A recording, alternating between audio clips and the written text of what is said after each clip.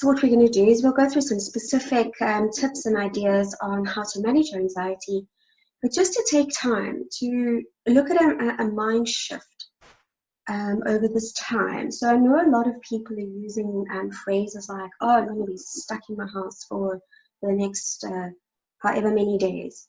And I think we need to be mindful of our thoughts and what we're saying. So a good thing is then is instead of thinking, I am stuck here in my house, is to shift our thoughts and our words to think to something like, well, I am safe in my home. And our country is doing what they can to keep us all safe. Another thing is I've had people thinking, oh, we're going to run out of everything. I'm not going to have enough stuff. Well, there are a few days to prepare. And I know usually we run our homes fairly well. And we can simply make sure we are prepared as best we can and use our supplies carefully. And we've got this. The shops are open and we don't need to panic. A lot of people are also saying things like, well, everything is closed.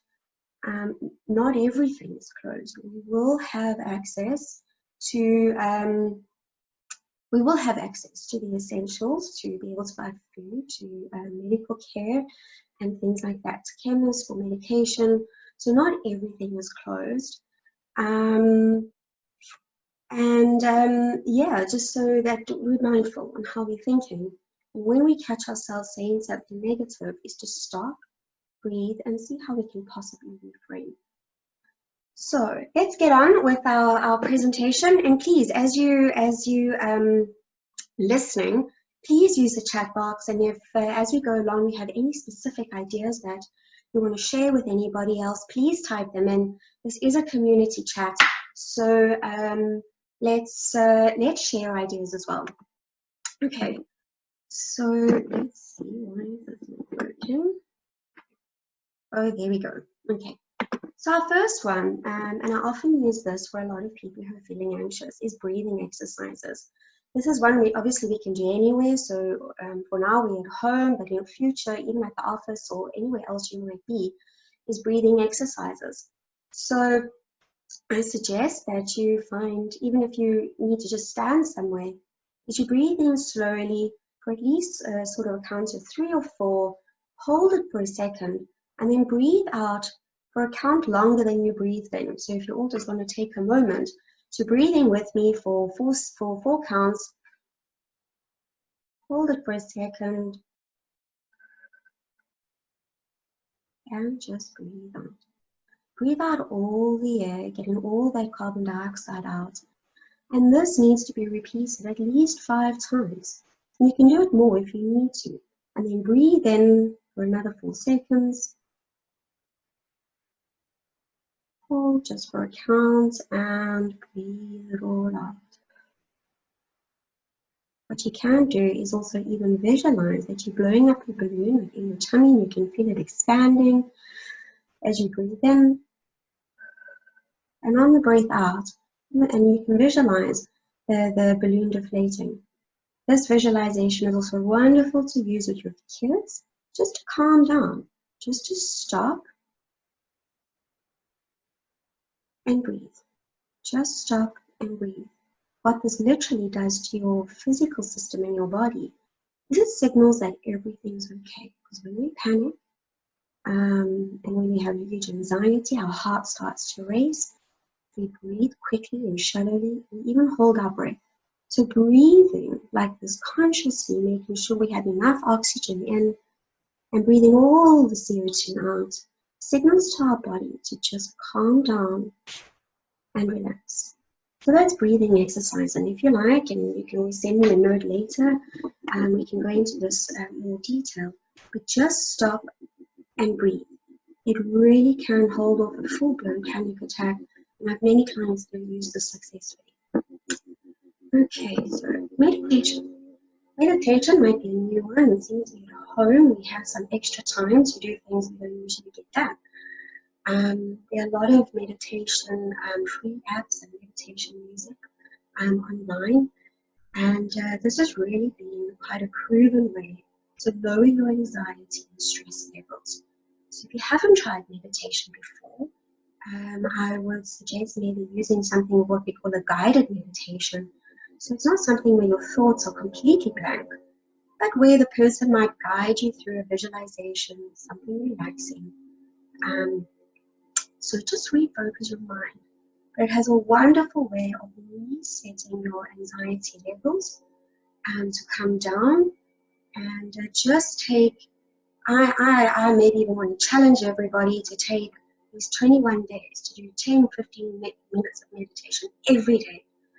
Research really has shown that there's a huge mind shift in doing regular meditation, retraining our minds and our thoughts and our brains to just calm down, think calmly, and think positively.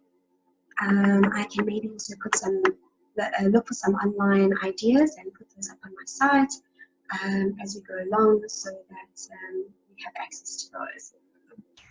Mindfulness. Mindfulness is really about finding a place to ground yourself in the moment, because a lot of anxiety is about worrying about the future, worrying about things we have no control over at this point in time. And that's what actually makes us anxious, makes us feel like out of control. Mindfulness makes us come back to the moment of where we are right now, looking at what we can control at the moment, in the moment, and what is around us at this very point in time. So, for example, if you're washing the dishes, be mindful about washing those dishes. Notice how the water is, how it might feel if it's soapy.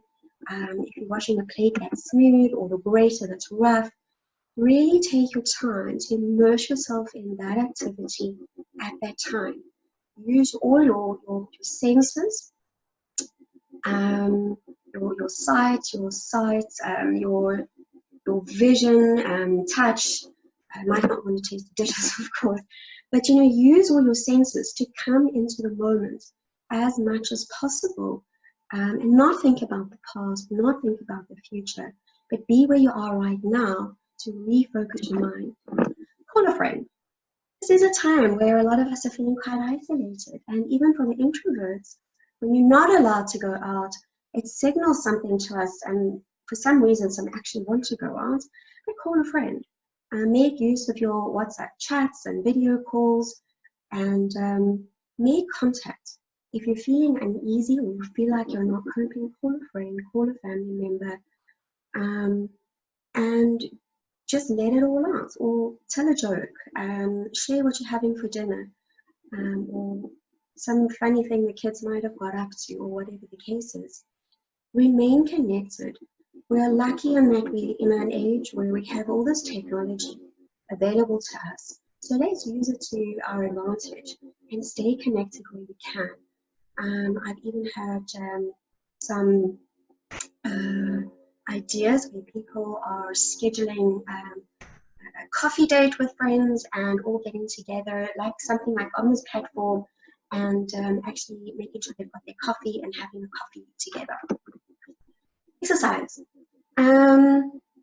Let's not forget to exercise. I know we can't go to gym, but for those who are already exercising and it's important to them, is to try and keep that going. Try some home exercise, and there's a lot of online little programs. Some of them are free even, that are adapted to specifically being at home, where you don't need weights and things like that. And I've seen some suggestions of even people in the community who are offering some online yoga and things like that. Even again, get your friends together, and oh gosh, you can even have a good laugh trying to figure out some exercises at home. Exercise is also a great way to keep the kids busy, get them involved. This is time for a family session of exercise, to jump around, be silly, even just put some music on and dance, and just keep those endorphins flowing as much as you can.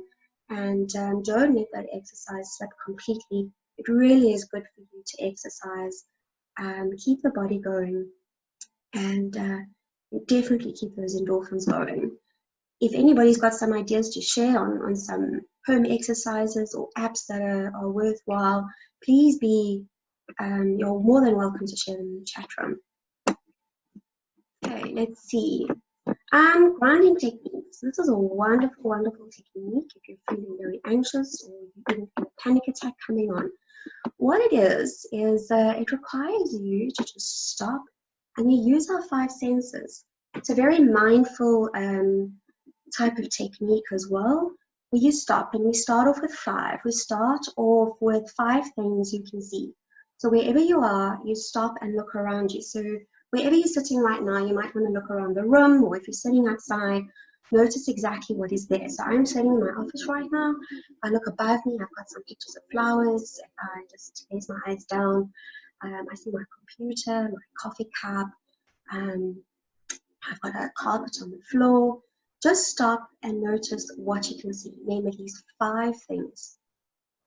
Then think about four things that you can possibly touch. Once again, be mindful about this. So if I put my hands in front of my desk, on my desk right now, I can feel the grains of the wood. It's not completely smooth. Obviously, if I touch my computer, it's got a different feel. It's quite warm because it's been running for a while. I touch my cell phone, which is just here beside me. It's very smooth. If I reach down, I can touch the carpet, and it's got that fluffy texture to it. So look for four things you can touch, take note of their texture, temperature, and then let's look at three things that you can hear. So wherever you are, you're going to just stop and listen. Listen for three things you can hear. It might be a bird chirping outside. If I'm quiet like this, I can just hear my computer running, and a car's just gone past in my street. Then we're going to think about two things we can smell. Around me, I pick up my coffee cup. I can definitely smell what's left of my coffee. And I just, before I started, I used some hand sanitizer on my hands. Even though I'm at home, I've got into a bit of a habit. I can smell the clean smell of the sanitizer on my hands. And then last but not least, one thing you can possibly taste. So I've got my coffee near me. If you've got nothing around you where you are and you can't get to something to eat, maybe just close your eyes and think about your favorite sweets and your favorite meal and what that might taste like. Whether it's sweet, whether it's slightly sour, whether it's something with a spicy taste. Just think about something you can taste. What this does is it distracts your mind away from whatever was triggering your anxiety. Just long enough for your heart to slow down, for your breathing to come back to normal, and for your mind to switch gears back into reality, back into the here and now. Once again, being mindful of the moment. So this is a very good technique you can use for yourself, or if you need to use it for somebody in your family or even your children, just try and catch their gaze and talk them through the process and even do it with them. Okay, what's next?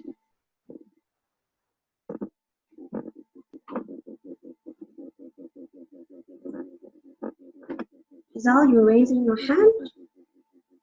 Just puts up a little message here for me.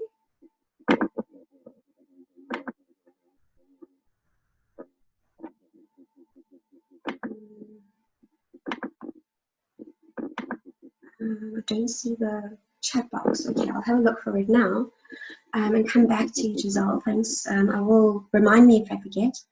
I popped through two there now, but not to worry. Number 7, and I think at this time it is very important.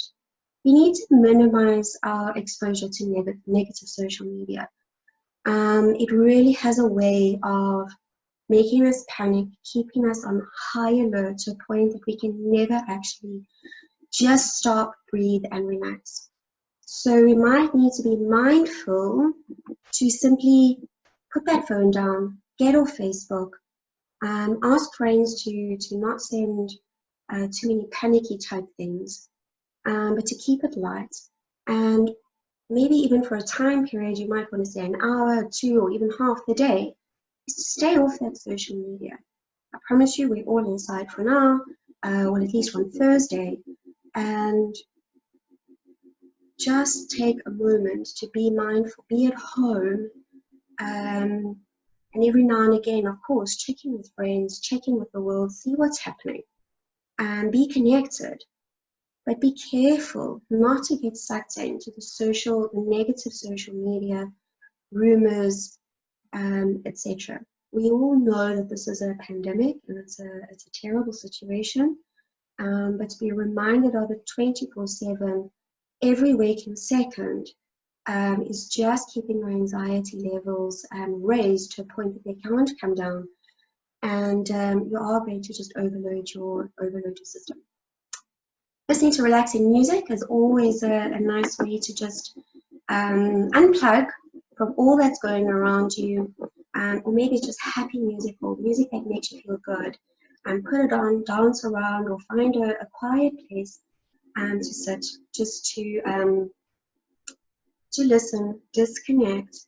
You might want to visualize some wonderful places that make you feel good, that you are at the beach, or just to refocus on the music, once again distracting your mind from all the problems that we are not able to control right now.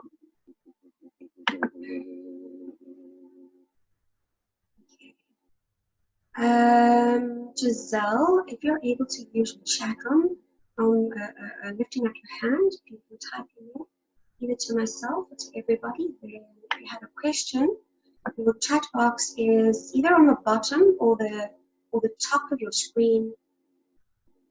If you can't see it, there are 3 little dots that say more, and you should be able to find a chat from there.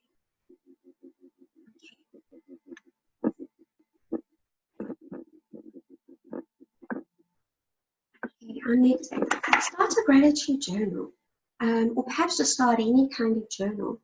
Journaling and writing is cathartic for a lot of people, so this might be a really good time to really write down your thoughts, and write down your emotions, get it out of your head, and list some things you're really grateful for. This is a time where, if we think about this really well, there's a time we can bond with our children, bond with our families, and spend that quality time that our rat race of our lives don't always allow us to do. So start a journal. Write down a few things every day that you're grateful for. And if ever you find yourself during the day getting quite anxious or feeling overwhelmed, go back to that journal. After a few days, you can even page back and remind yourself of what you wrote down. Oh wow, Giselle, you managed to figure it out. I'm glad. It took me a few days to figure this platform out as well, so I'm glad you found it there. So yes, a gratitude journal or any type of journal to get down your thoughts, get down your experiences. I found a lot of people find a lot of use out of that, and they find it very cathartic and therapeutic. Okay, this is a time where we can be really creative. Once again, we've got the time. Usually when we're working 24/7 and Monday to Friday, and sometimes of some of us even on the weekend, we don't have time to paint, to draw. I don't know if any of you have those coloring in books. You might want to take some of the kids' coloring in books if you don't have the adult ones. Write a poem, write some music. Some of you might play an instrument. To be creative, take time to tap into the other side of your brain, away from work, and be creative. I know for kids, they can make slime, they can paint, make bath bombs. There's some wonderful, creative, easy things on YouTube if you search, that use some things that most of us have in our pantries, and so that they can be fun and use this time to just be creative, and once again distract our minds from all the unpleasant things that are going on right now. And this is a wonderful time to actually do some of these things with your kids. And don't worry too much about the mess in the kitchen if they're using your kitchen. We have a lot of time to do some spring cleaning and clean. Yes. Cook a favorite meal. I'm not the best cook, so this is going to be a new thing for me. So I've actually got time to cook some more. But cook your favorite meal. I know we might not have all the supplies we need, but maybe even try and be creative around the ingredients you do have in your fridge or in your pantry, and take your time to spoil yourself with a nice meal or something that might take longer to cook. Once again, we don't always have time for that. Also a nice time to teach your children to cook, obviously if they're old enough. Make it a family event,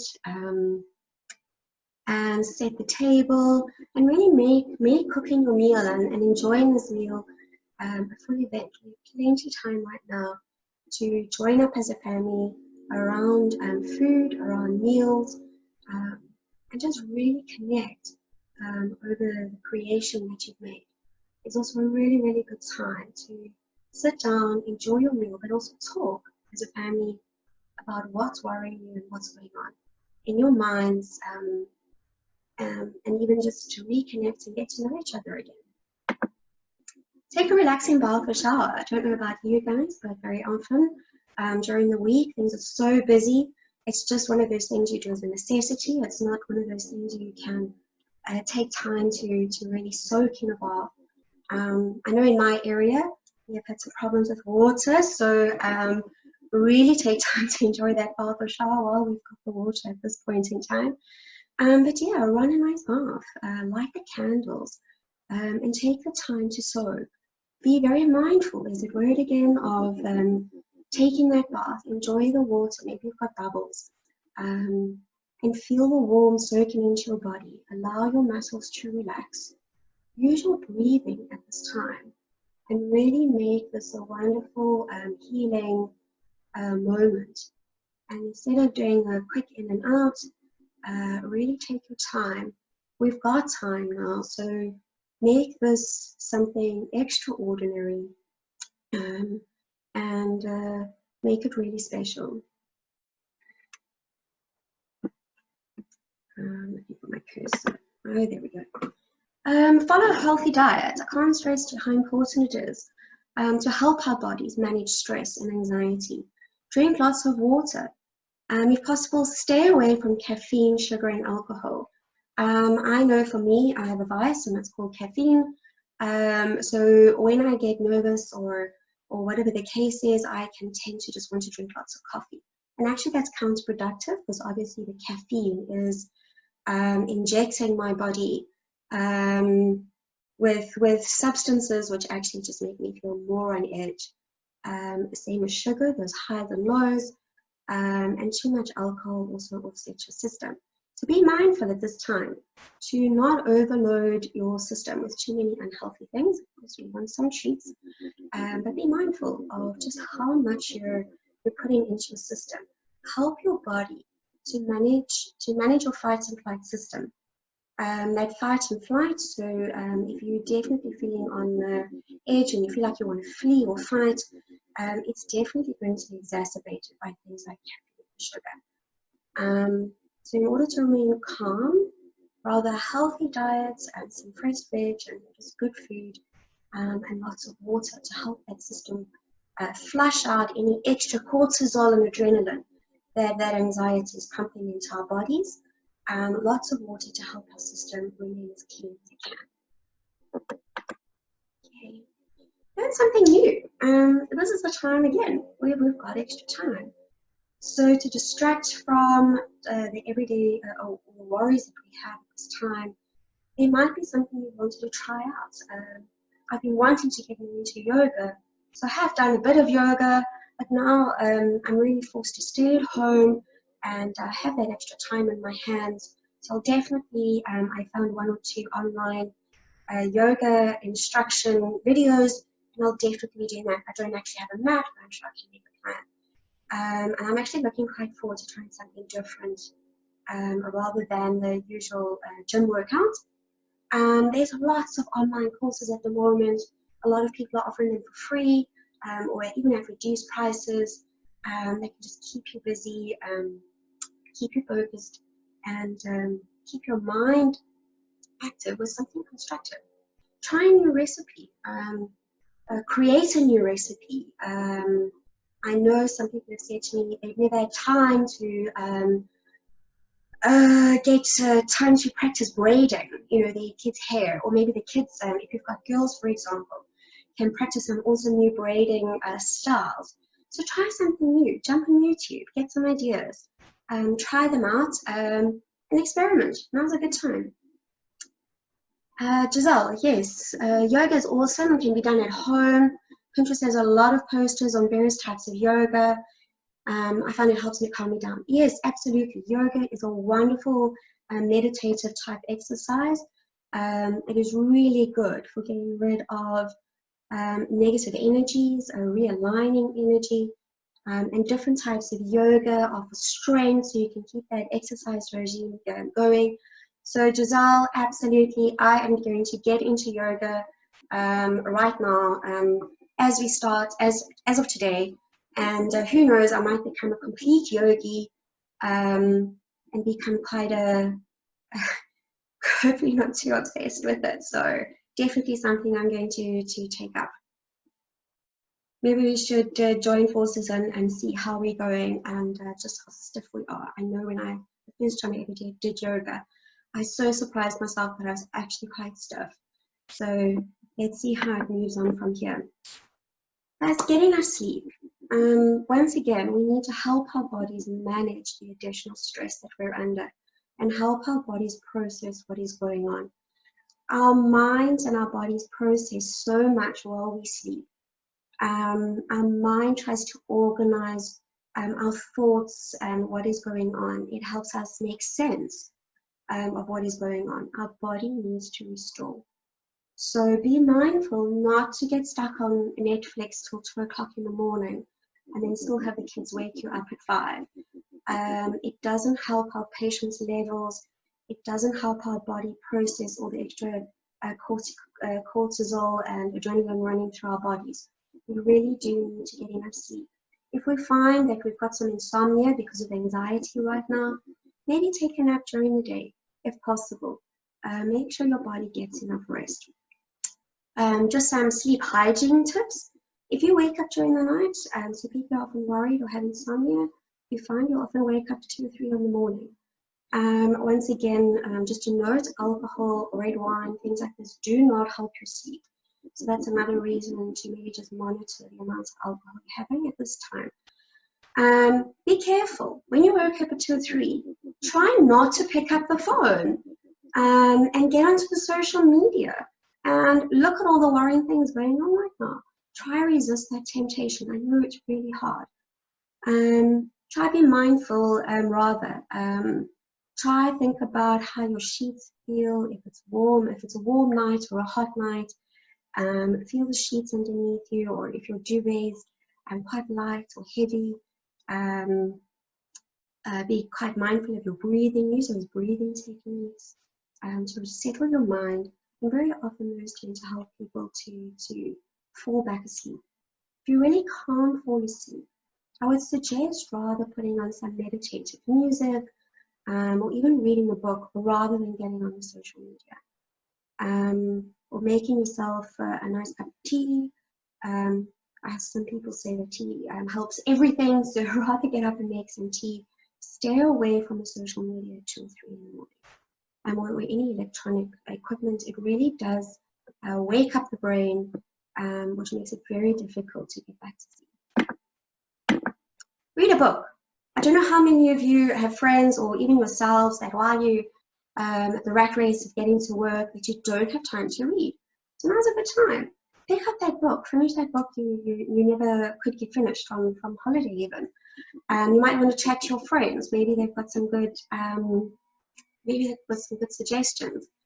Unfortunately, I think obviously they're being locked down, so libraries and that will be closed, or the bookstores.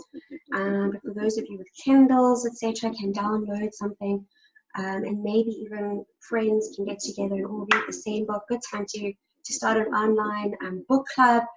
It's also a really, really great way to immerse yourself into some other kind of story or narrative that isn't about you, that isn't about your worries. Once again, it just gives us a moment for our systems to reset away from the things that it cannot control at this moment.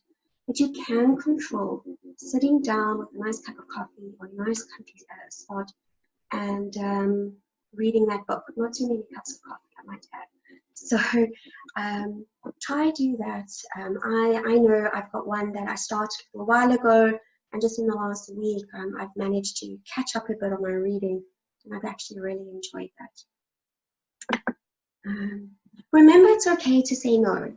I know for now we're not quite on lockdown, so there might be those people or friends who might say, oh no, please come on out, it's our last time to visit, and things like that. If you are not comfortable doing that kind of thing, or you are more comfortable staying at home and maybe just going out to the shop for essential items, by all means, it is okay to say no. You do not need to justify yourself at any point. So it is okay to say no. It is also okay to say no to the kids. I don't know about yours, but mine wants to be in the fridge 24/7. It is okay to say no. And don't need to always justify it. You're not being mean, you're not being nasty. It is okay to say no if it is best for you and your well-being at the moment. You need to look after yourself and those that are important around you. So at this stage, if you need to put up some boundaries in order to look after yourself and your well-being, that is perfectly fine. Spend some quality time with your pets. Research again has shown that being around pets and those sorts of things is an excellent way to get some wonderful positive energy and to just take time out. Remember, your pets also might feel your energy and your anxiety. It's also good to reassure them that it's okay. So extra loves, extra time to pet them, to brush them. They might not be able to go to the parlor, so give them a wash yourself. Get the kids to do it. I know my dogs, when they manage to get out of that tub outside, they run around like crazy, and it's actually quite a lot of fun, and it gives us all a good laugh. Also breaks the monotony for your dogs. I'm not sure if we are allowed to get out and walk them at this time. So throw the ball for them, give them a wash. Mine like to be brushed. They really, it's almost like they feel like that their hairdresser getting that massage. So that's a wonderful, wonderful thing to also do for yourself, your pets, and with the kids. Giselle, how much should we share about this with our kids? Yeah, that's a difficult one for everybody to do exactly the same. Obviously, keep in mind how old your children are. Bearing in mind, a lot of children who are old enough also have access to things like iPads and social media. So especially for those who have children who have access to that kind of thing, I think it's important to sit them down and reassure them that this time of isolation is to safeguard them. They are quite safe at home, that it definitely at least minimizes the risk of them catching corona or for them infecting anybody, and that family and friends and community, yeah, in fact South Africa, are doing everything they can to manage the situation. Reassure them the world has gone through pandemics before. We have got through crises. Yes, there are casualties, but for the big scheme of things, we are managing it, and we are finding ways to get through this. We are trying to be creative at getting through this as well. And there's some good things about this. I find people are finding some wonderful creative ways to try and generate some money, and wonderful creative ways to stay connected, exercise, etc. So I do believe we have to try and focus on the good that is happening right now. So please, especially if your kids are onto social media and things, I think it is a good idea to speak to them, reassure them, share a talk like this with them, get them involved in doing these things, so that they're also not just sitting on social media, raising their anxiety levels. For those that are not on social media, I do believe it's a time to explain to your children calmly why we're at home. Obviously, we don't want to, especially if they're quite young, we don't want to overload them. So maybe less is more for especially the younger children. Explain to them that there is something out there that can make us sick. So we are staying at home at the moment, but that staying at home is going to help us stay quite healthy. It is not forever. This time will end. But reassure them and give them lots of extra labs and hugs and kisses if they like that kind of thing. Cuddle up with them with the movies to help them feel safe. Answer their questions honestly. So give them just enough information. I find if children are not satisfied with the amount of information you've given them, they will ask questions. So be guided by your own child and what they need at this time. And if they seem satisfied with the information you've given them, then let it be. -6 and 8, answer what they have asked, and not can you coach her, but not just give them. Yes, Tanya, exactly. So we want to be honest, we want to be truthful. I definitely say to parents, please do not lie to your children.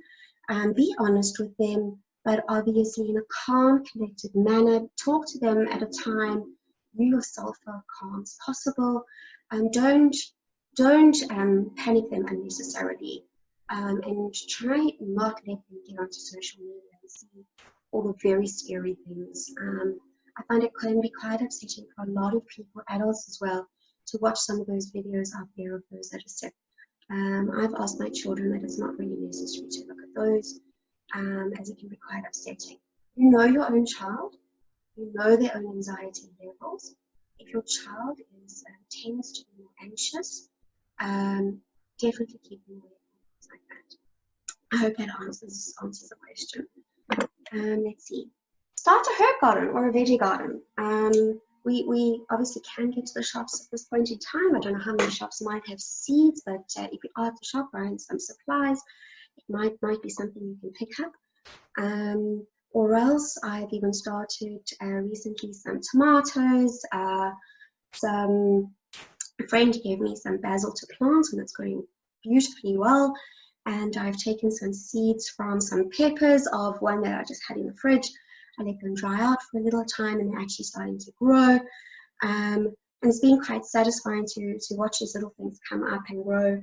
Some of my peppers that I planted just recently have little peppers starting to grow. So maybe even before this isolation time is up, I would have some time to actually put those in some fresh salad and we can eat them. So this is also something you can do with the kids if you have space. Get them outside. It also teaches children some patience. I know a lot of children these days, even adults, they have this instant gratification in this world of technology. So starting a veggie garden or herb garden also gives them something to do in terms of watering it, looking out for it, tending to it, and maybe even do a little bit of research online to understand how long it takes for these little plants to grow and when you might be able to harvest. Again, just a nice activity to do for yourself or with a partner or with your children and get that going. And it's really something we can maybe even carry on after this time, and a new habit, a new healthy habit we can get into long after isolation is gone. Number 20, research and plan some lovely activities to look forward to. Although we are in isolation at this time, so I'm just checking our time, it doesn't mean we can't look forward for something in the future. Looking forward to something and planning some wonderful things to do when we're out of isolation also gives us some hope. Research and looking online gives us something to do. And this is a wonderful time to sit down with the kids, sit down with the rest of your family or whoever else might be with you in isolation and see what everybody else might like to do. What is on their bucket list? Where would they like to travel? What is something they haven't done which they might like to go see or experience? And each person can have their own little list. Maybe if you've got a printer at home, even make yourself a little board, a dream board of things you might want to go and do. Print some pictures out. If you don't have a printer, maybe you can make a little mind map and put that up in your bedroom or on the fridge and plan these wonderful things. I don't know about you, but on normal run time, I'm so busy during the week that Friday or Saturday will come along, and I actually haven't planned anything for the weekend. And then it's a mad rush to suddenly think of something to do outside of the house, and then I'm not always that creative. So I'm going to use this time to research some places to go when it's all safe, and also I'm quite keen and interested to see what my kids would like to go and do, things and places they'd like to go and see. Tanya, I found some diamond art and I love it. I'm not sure what diamond art is. Can you give us a little more detail there? It sounds interesting.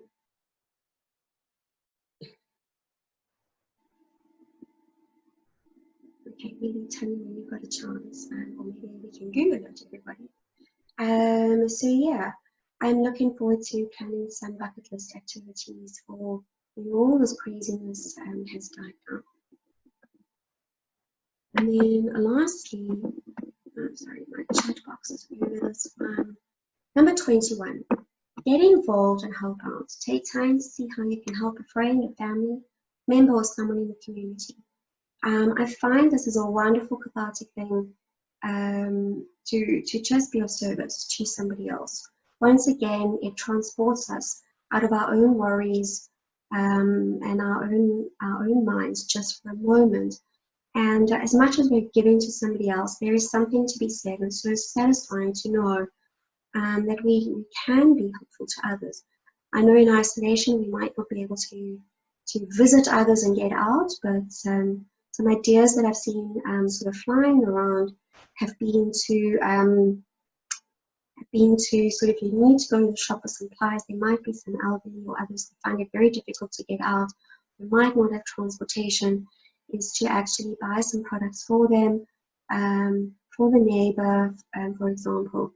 You might, I've got a friend and we are actually encouraging her to do some online cooking lessons for those of us who are challenged in that area, because she really is absolutely passionate about it, and it really comes across in one or two of the WhatsApp things she's been sending, because she's already quite bored.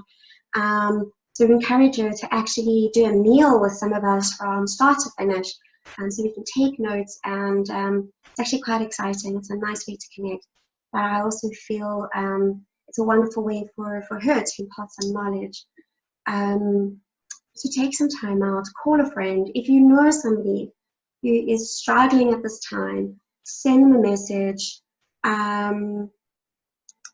just to say, thinking of you, I'm here if you need to call, send some information, things like that. So find some creative ways to help out in the community. If you're feeling really, really